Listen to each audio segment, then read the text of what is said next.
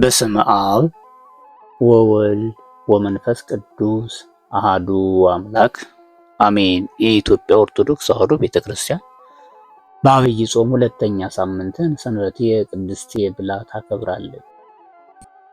ኦሪት ዘጸአት ምዕራፍ 20 ቁጥር 1 ጀምረን ብንመለከት ጌታችን አምላካችን መድኃኒታችን ኢየሱስ ክርስቶስ ስለ ሰንበት ቅድስና ከመናገሩ በፊት እንዲህ ብሎ ተናግሯል።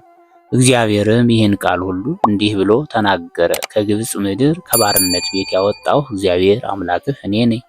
ከኔ በቀር ሌሎችን አማልክት አታምልክ።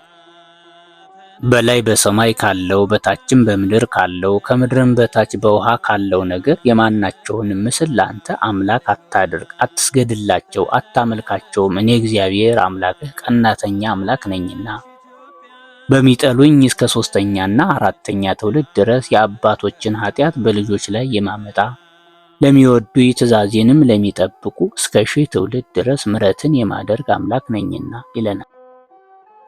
የእግዚአብሔርን የአምላክህን ስም በከንቱ አትጥራ። አምላክህ እግዚአብሔር ስሙን በከንቱ የሚጠራውን ከበደል አያነጻውምና። ጌታችን አምላካችን መድኃኒታችን ኢየሱስ ክርስቶስ ይህን ትእዛዛት ከሰጠን በኋላ ስለ ሰንበት እንዲህ ይላል። የሰንበትን ቀን ትቀድሳት ዘንድ አስብ። 6 ቀን ስራህን ስራ፣ ተግባርህንም ሁሉ አድርግ። 7ኛዋን ቀን ግን ለእግዚአብሔር ለአምላክህ ሰንበት ናት።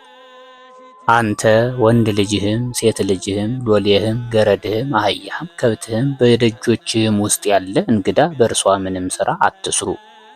እግዚአብሔር በ6 ቀን ሰማይና ምድርን ባህርንም በውስጣቸው ያለውንም ሁሉ ፈጥሮ በ7ኛዋ ቀን አርፏልና። ስለዚህ እግዚአብሔር የሰንበትን ቀን ባርኳታል ቀድሷታልና ማክበር አለብን ይላል።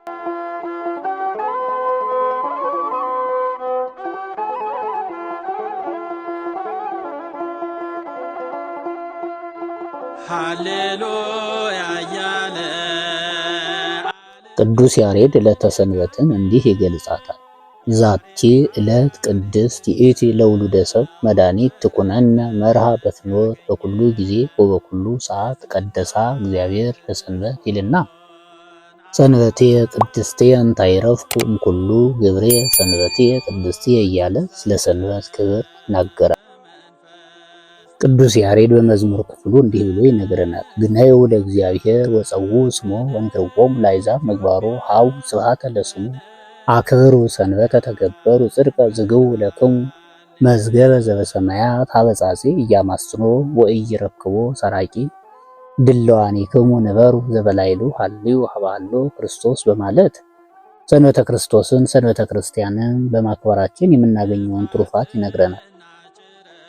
አነሳስቶ ላስጀመረን አስጀምሮ ላስፈጸመን ለልዑል እግዚአብሔር ክብር ምስጋና ይግባው። ለእመቤታችን ለንጽሕተ ንጹሐን ለቅድስተ ቅዱሳን ወላዲተ ቃል ወላዲተ አምላክ ምክንያተ ድኂን ሰአሊተ ምሕረት ቤዛዊተ ኩሉ ዓለም የዓለም መድኃኒት እመቤታችን ክብር ምስጋና ይግባት። አሜን።